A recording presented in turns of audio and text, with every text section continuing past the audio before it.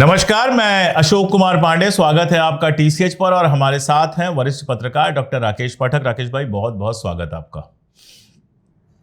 राहुल गांधी की सुरक्षा को लेकर मैं कम से कम पहले से सवाल उठाता रहा हूं। बिहार में जो कुछ हुआ या फिर जिस तरह से विदेश वो गए हुए थे और वहां की तस्वीरें जिस तरह से आई, अमित मालवीय ने जिस तरह से पोस्ट किया, वो सब देखकर एक चिंता तो होती ही है कि राहुल गांधी क्या अपनी सुरक्षा का पर्याप्त ध्यान रख रहे हैं, या यूं कहा जाए कि क्या सरकार राहुल गांधी की सुरक्षा का पर्याप्त ध्यान रख रही है। ये चिंता बहुत लाजिम है, और खास तौर पे तब जब राहुल गांधी अपने पिता और अपनी दादी दोनों को आतंकवादियों के हाथ खो चुके हैं।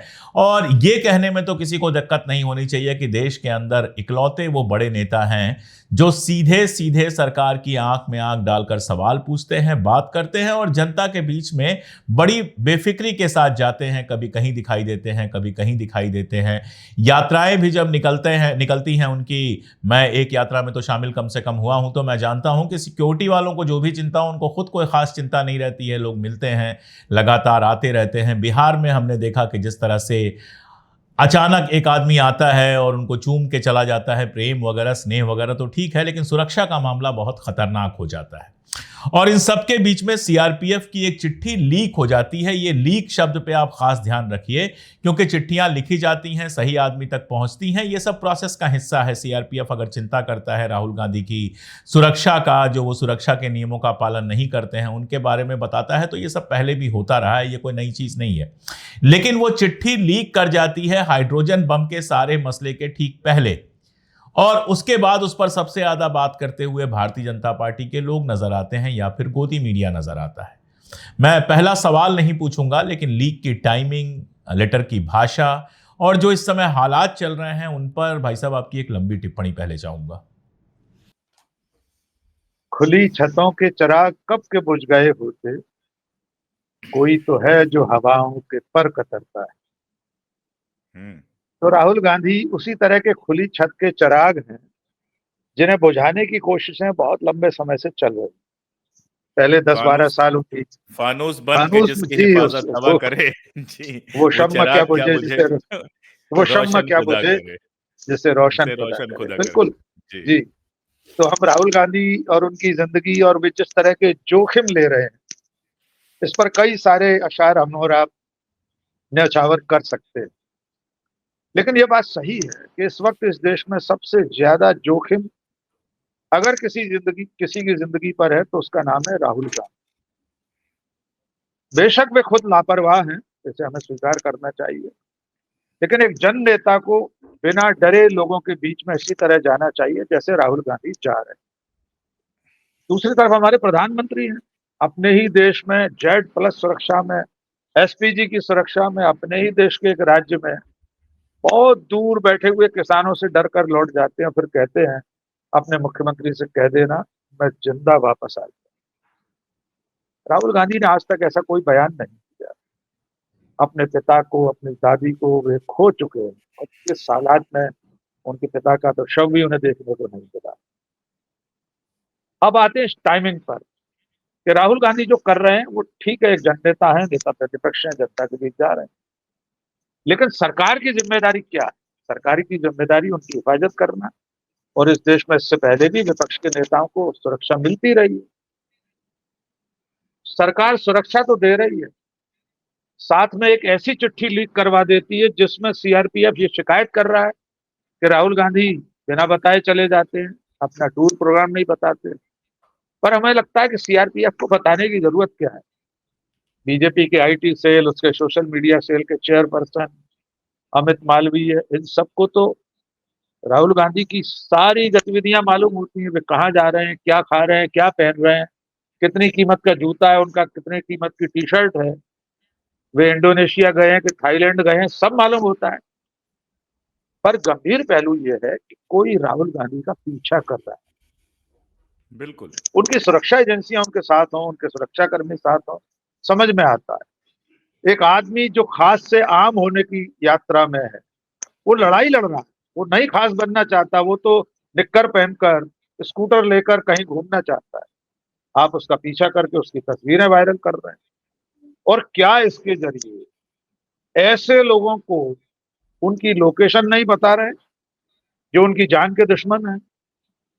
यही सवाल हमारे मैंने अपने आपके प्रोग्राम में पूछा था राकेश भाई, ये सवाल मैंने पूरा बिल्कुल एक प्रोग्राम किया था इस पर और पूछा था ये सवाल। बिल्कुल वाजिब सवाल है।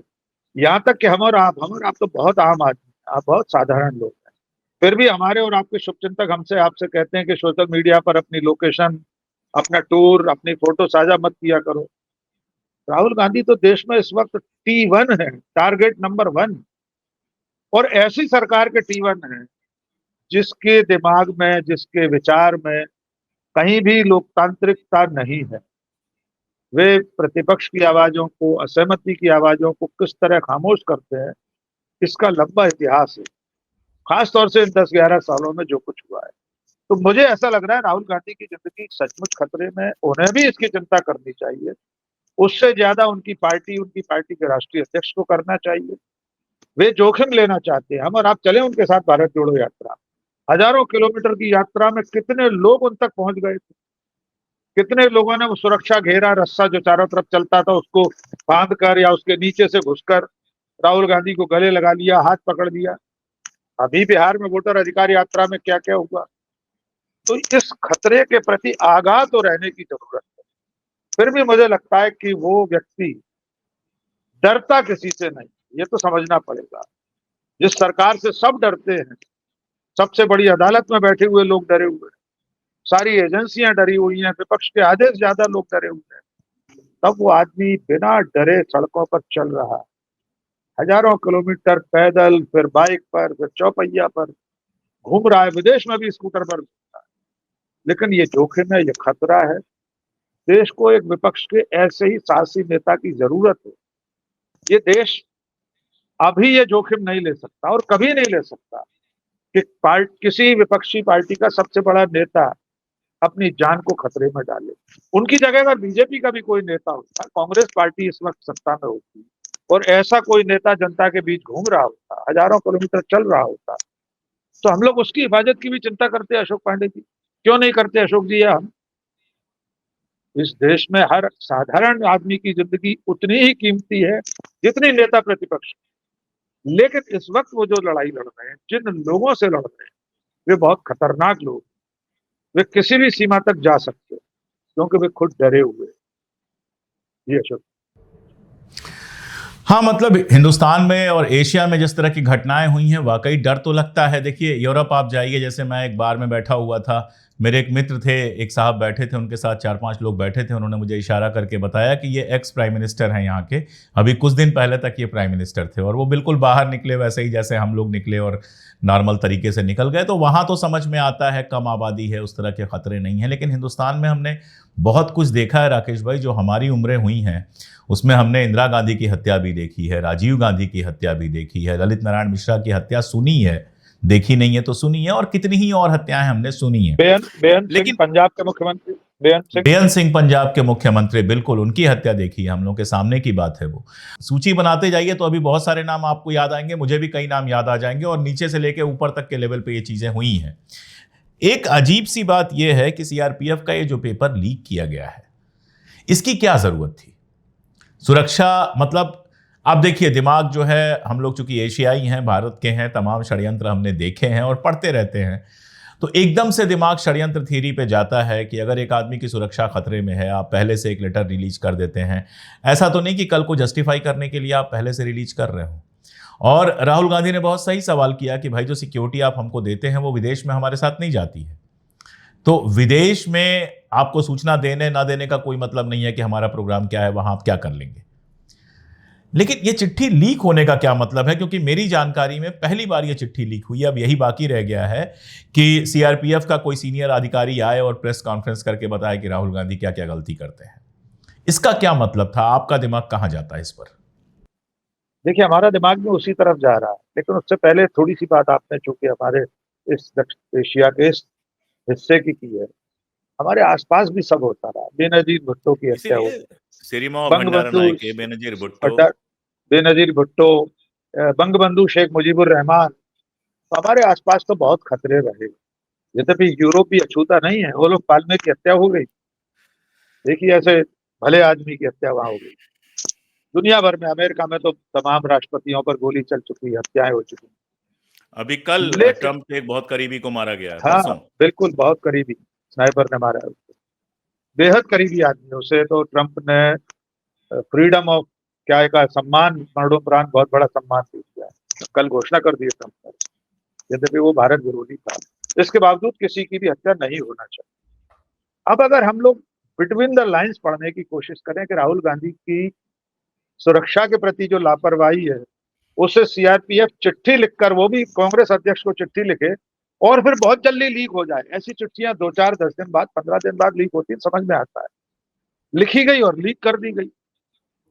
शायद इसके जरिए लोगों को, देश को ये बताने की कोशिश हो रही है कि कल को अगर राहुल गांधी के खिलाफ राहुल गांधी पर कुछ हो जाए तो हमारी कोई जिम्मेदारी नहीं। सरकार तो पहले ही आगाह कर रही थी, सुरक्षा एजेंसी पहले सतर्क कर रही थी, लेकिन वे सुनते ही नहीं थे। इसलिए अगर उन पर कोई हमला हो जाए, कोई जानलेवा हमला हो जाए, तो सीआरपीएफ, सरकार उस जिम्मेदारी से बरी होना चाहिए, मुझे ऐसा लगता है। यद्यपि ये वही सरकार है अशोक जी, याद कर लीजिए, उसने इसी गांधी परिवार की सुरक्षा डाउन की है, कम की है। उनकी एसपीजी सुरक्षा हटाई गई है सोनिया गांधी और इस गांधी परिवार के सदस्यों। और अब तो राहुल गांधी संवैधानिक पद पर है, लीडर ऑफ अपोजिशन है, दुनिया के तमाम देशों में शैडो प्राइम मिनिस्टर माना जाता है नेता प्रतिपक्ष को। यहां तक कि विपक्ष का नेता, भले नेता प्रतिपक्ष सदन में न हो और अपनी पार्टी का सबसे बड़ा नेता हो, तब भी शैडो प्राइम मिनिस्टर जैसा मान उसे अपने देश में मिलता है। और हमारे देश में हम नेता प्रतिपक्ष की सुरक्षा घटा रहे हैं, उसकी सुरक्षा में लापरवाही के लिए उसी को जिम्मेदार ठहरा रहे हैं। तो ऐसा और लगता है मोहन भागवत को जेट प्लस दे रहे हैं। मोहन भागवत को जेड प्लस दे रहे हैं, संघ मुख्यालय को सीआरपीएफ की सुरक्षा दे रहे हैं। एक ऐसा एनजीओ जिसके लिए प्रधानमंत्री कहते हैं दुनिया का सबसे बड़ा एनजीओ, लाल किले की जो प्राचीर से, रजिस्टर्ड नहीं है, जो रजिस्टर्ड जिसका नहीं है। बाइलाज नहीं एनजीओ पता है। कैसे? एनजीओ का तो एक प्रावधान होता है, उसके बायलॉज होना चाहिए, उसके उद्देश्य, कार्य क्षेत्र, उसका संचालक मंडल, उसके पदाधिकारी, उसके सामान्य सदस्य, और फिर उसका बजट एनजीओ हर होने, साल। उसका आय व्यय सब, सारा लेखा जोखा रखना पड़ेगा। ऑडिट रिपोर्ट आपको रजिस्ट्रार फार्मेसी सोसाइटी को देना पड़ेगी, चुनाव कराना पड़ेंगे, रजिस्ट्रार उसका चुनाव अधिकारी होगा। काहे का एनजीओ है आरएसएस? उसे आप सीआरपीएफ की सुरक्षा दे रहे हैं, उसके मुख्यालय को, उनके मुखिया को जेड प्लस दे रहे हैं। और जो चुना हुआ प्रतिनिधि है, 5 बार का सांसद है, नेता प्रतिपक्ष है, स्वाभाविक तौर पर नेता प्रतिपक्ष भविष्य के प्रधानमंत्री पद का दावेदार माना जाता है, उसकी सुरक्षा को लेकर इतनी लापरवाही, और जिम्मेदार भी वही। देश के भीतर तो अब हालात ये है, हमने उसके रायबरेली के, उनके संसदीय क्षेत्र में देखा। मैं वहीं आ रहा था। सरकार जी मुझे सवाल जी पूछ लेने दीजिए, वो थोड़ा और आपके लिए जी बेहतर हो जाएगा। जी प्रधानमंत्री महोदय जाते हैं बनारस, प्रधानमंत्री हैं और दुनिया भर की सुरक्षा है उनके पास, बताने की जरूरत नहीं है। उसके बावजूद विपक्ष के नेताओं को उनके घर में नजरबंद कर दिया जाता है। अजय राय जी को और भी कई नेताओं को नजरबंद कर दिया जाता है कि काला झंडा भी ना दिखा सकें, इतना भी ना हो। चलो मान लिया सब सुरक्षा के लिए किया जाता है, अजय राय से भी उनकी सुरक्षा को खतरा है। लेकिन नेता विपक्ष जाते हैं रायबरेली में, उनका भी चुनाव क्षेत्र है, और वहां पर सरकारी पार्टी का मंत्री, जिसकी सरकार है, ये पहली बार आपने सुना होगा कि मंत्री विरोध प्रदर्शन कर रहा है। अभी तक तो जनता विरोध प्रदर्शन करती थी, मंत्री विरोध प्रदर्शन करता है और उनके काफिले को रोकता है। ये दोहरा जो रवैया है, या जनता को और आपको साफ साफ दिखाई नहीं दे रहा? आप जो कह रहे थे, बस ये सवाल के जरिए मैंने पूछ लिया उसको। बिल्कुल, बहुत सही। देखिए, बहुत सही संदर्भ आ गया है। अकेले बनारस के नहीं अशोक जी, आसपास के 150 किलोमीटर के जनपदों में विपक्ष के नेताओं को नजरबंद किया गया।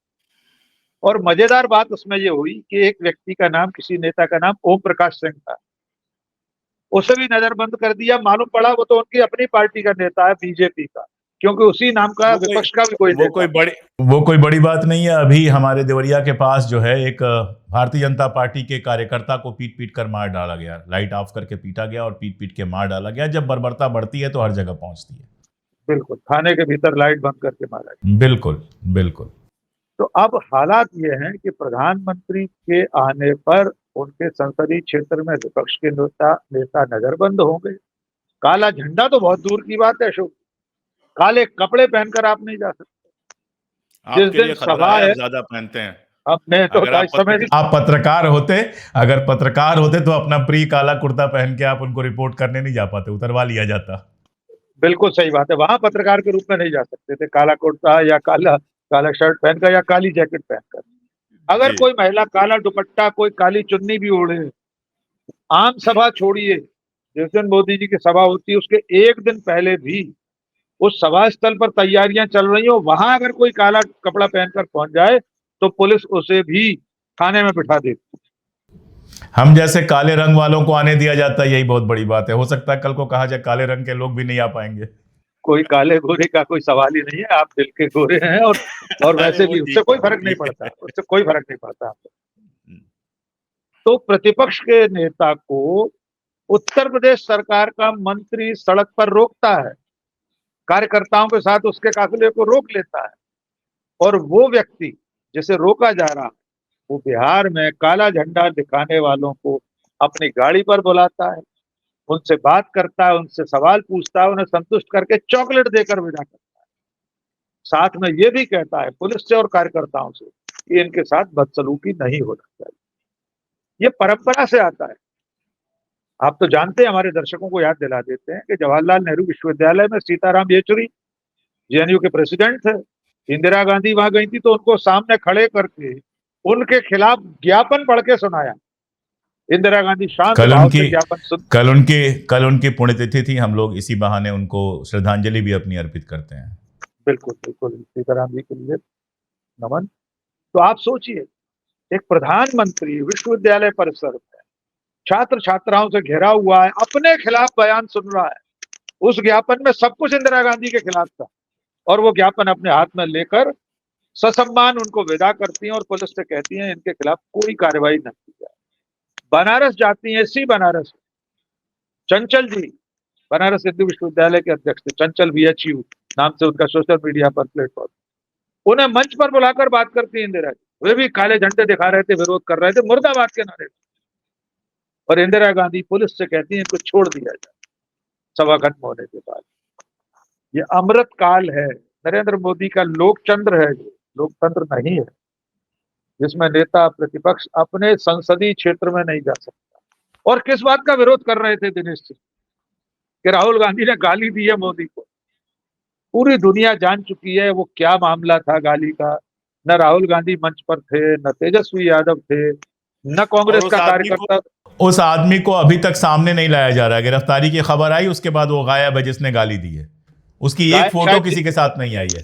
बिल्कुल नहीं, कुछ फोटो आ गई थी बीजेपी नेताओं के साथ, फिर गायब कर दिया गया, जेल में है।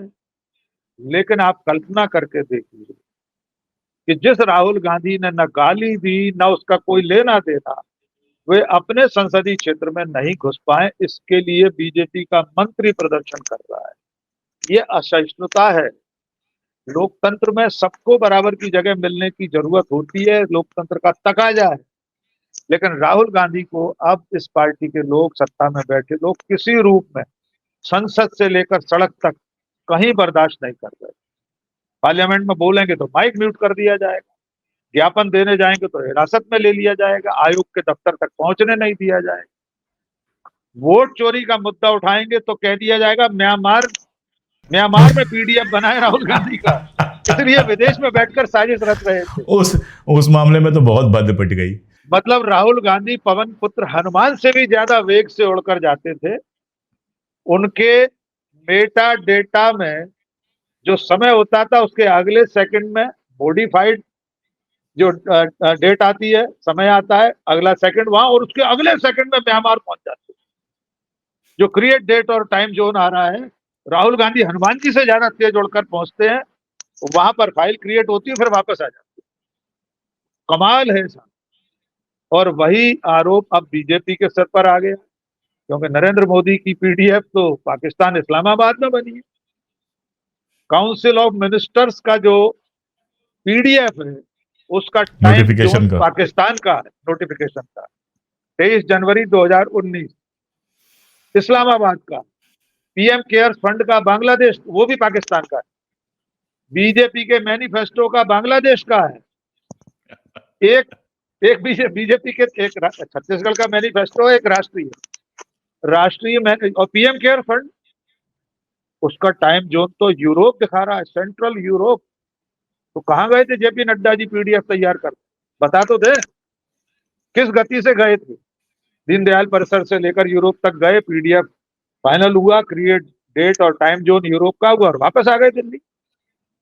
ये चीज बहुत भारी पड़ी है, क्योंकि भारतीय जनता पार्टी अब बौखला गई। वो राहुल गांधी को घेरने के लिए किसी भी सीमा तक जा सकती है, और उनके सारे आरोप, सारे दावे अब लगातार गलत साबित हो रहे हैं। जी अशोक। एक सलाह आपको देनी हो, मैं ये तो नहीं कह रहा कि राहुल गांधी हमारा वीडियो देखेंगे, लेकिन कौन जाने उनके करीबी लोग देखते हों और उन तक पहुंच जाए सलाह। अगर एक सलाह देना चाहेंगे आप सुरक्षा को लेकर, और जो अनुभव रहा है हमारा भारतीय समाज का, जो अनुभव रहा है, चूंकि आप भी एक छोटे से शहर से आते हैं, मैं भी एक छोटे से शहर से आता हूं, तो कम से कम उत्तर भारत का समाज जिस तरह से है, उत्तर भारत के समाज में हिंसा जिस तरह से है, उसका हम दोनों को अनुभव है। ये तो हमने बड़े बड़े नेताओं का नाम लिया, वरना अपने शहरों की बात किया जाए, आप तो भिंड से आते हैं, मैं देवरिया से आता हूं, तो पता नहीं कितनी इस तरह की घटनाएं हमने देखी हैं। और इसके साथ वो भी है जो आप बार बार जिस पर जोर दे रहे हैं कि कोई भी जननेता जनता से दूर होकर राजनीति तो नहीं कर सकता, और वो भी विपक्ष की तो एकदम नहीं कर सकता, सत्ता की चलो कर भी लेगा। उसको जनता के बीच में जाना होगा, जनता से मिलना होगा, जनता से बात करना होगा। तो ये जो दो चीजें हैं, क्योंकि राहुल गांधी कीमती हैं, ये कोई कह सकता है कि आप पक्षधर हैं, हाँ, कह ले, मुझे कोई खास समस्या नहीं है, लेकिन मैं कहूंगा कि आज भारत में राहुल गांधी कीमती हैं, अखिलेश यादव कीमती हैं, तेजस्वी यादव कीमती हैं, स्टालिन कीमती हैं। ये लोग इसलिए कीमती हैं क्योंकि इन लोगों ने आवाज जनता की लगातार उठाकर रखी है, इतने अजीबोगरीब माहौल में भी। तो तुरंत इनकी जगह लेने वाला कोई नहीं मिलेगा, और हम कल्पना भी नहीं करना चाहते कुछ बुरे की, हम उस पर बात ही नहीं करना चाहते, हम कतई अपनी जबान से कुछ कहना नहीं चाहते। लेकिन फिर भी अगर इन दोनों के बीच में बैलेंस के लिए आपको कोई सलाह देनी हो, तो आप क्या सलाह देना चाहेंगे? देखिए अशोक जी, लगभग हालात ऐसे बनाए जा रहे हैं जैसे भारत विभाजन के बाद, आपने तो अपनी किताब में विस्तार से वो परिस्थितियां लिखी, गांधी जी के बारे में बनाए गए। हम राहुल गांधी और महात्मा गांधी की तुलना नहीं कर रहे, परिस्थितियों की तुलना कर रहे हैं, माहौल की तुलना कर रहे हैं। उस समय जिस तरह से गांधी जी को देश विरोधी बताया जा रहा था, भारत विभाजन के लिए जिम्मेदार बताया जा रहा था, ठीक उसी तरह से ऐसी परिस्थितियां पैदा की जा रही हैं, ऐसा माहौल बनाया जा रहा है कि राहुल गांधी देश विरोधी है। वे सरकार से सवाल पूछते हैं तो देशद्रोह करते हैं। वे जो भी कुछ कर रहे हैं वो नरेंद्र मोदी का विरोध नहीं है, बल्कि देश का विरोध। इस तरह के माहौल में कोई सिर फिरा, गॉडसे जैसा कोई पागल कुछ भी कर सकता है। और ऐसी परिस्थितियां, खुद सरदार पटेल ने लिखा है कि आप लोगों ने ऐसी परिस्थिति बनाई थी कि बापू की हत्या हुई है। यानी आप लोगों ने संघ के बारे में, हिंदू महासभा के बारे में लिखा है। आज की तारीख में राहुल गांधी के बारे में जो परसेप्शन बनाया जा रहा है, वो इस तरह के अंधभक्तों की फौज, सिरफिरे लोगों का जो समूह है, उसकी निगाह में राहुल गांधी देशद्रोही जैसे बन रहे, उनकी निगाह में। तो कल ये खतरा तो है ही कि उनमें से कोई राहुल गांधी को नुकसान पहुंचा सकता है। हमारी सलाह एक साधारण पत्रकार, साधारण नागरिक होने के नाते ये है कि राहुल गांधी को सुरक्षा एजेंसियों के जो भी दिशा निर्देश हों, जो भी मानक हों, उसका पालन करना चाहिए। उसकी अनदेखी उन्हें अपनी तरफ से नहीं करना चाहिए। वे लोगों से मिलें, आत्मीयता से मिलें, भीड़ में घुसकर भी मिलें, अपनी जगह है। लेकिन अगर सुरक्षा एजेंसी किसी चीज के लिए ममानियत करती है, कहीं जाने से मना किया जाता है, कोई रोक टोक की जाती है, तो उस पर विचार करें और गंभीरता से उसका पालन करें। क्योंकि आपने बिल्कुल ठीक कहा, राहुल गांधी कीमती है।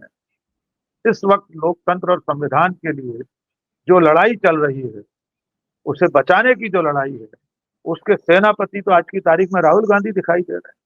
और आपने कहा लोग कुछ भी सोचते हैं, हम शुरू में कह चुके हैं, राहुल गांधी की जगह कोई और होता, कोई ऐसी सत्ता, कोई ऐसा निजाम होता, जैसे इस वक्त जैसा इस वक्त बीजेपी या नरेंद्र मोदी का निजाम है, और विपक्ष में राहुल गांधी की जगह नरेंद्र कुमार मोदी कोई होता और इस तरह लड़ाई लड़ रहा होता संविधान, देश, लोकतंत्र को बचाने के लिए, तो हम उसकी भी चिंता करते, हम उसकी हिफाजत के लिए भी उसे मशवरा देते कि भाई सुरक्षा एजेंसियां जो कह रही हैं, जो अधिकारी कह रहे हैं, उसे सुनिए, गुनिए, उसका पालन कीजिए।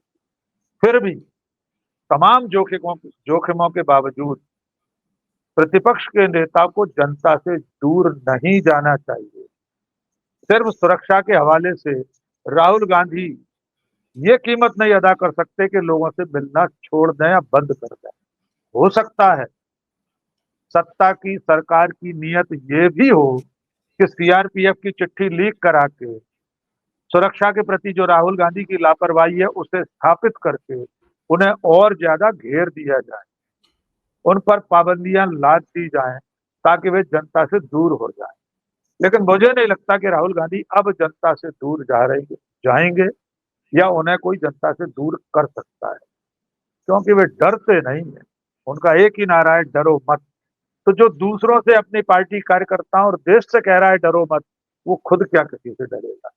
डरे हुए तो वे लोग हैं जो सत्ता में बैठे, और उनका डर ये भी है कि उन्हें लगता है कि लोग डरना बंद कर देंगे तो उनका काम तमाम हो जाएगा। ब्रेख्त की एक कविता है, फिर आपका शेर है, जिसमें वो कहते हैं, यही बात कहते हैं कि उनके पास बंदूकें हैं, टैंक हैं, सब कुछ हैं, फिर वो डरता किससे है? तो डरता इसी बात से है कि लोग एक दिन डरना बंद कर देंगे। बिल्कुल ब्रेख्त की कविता।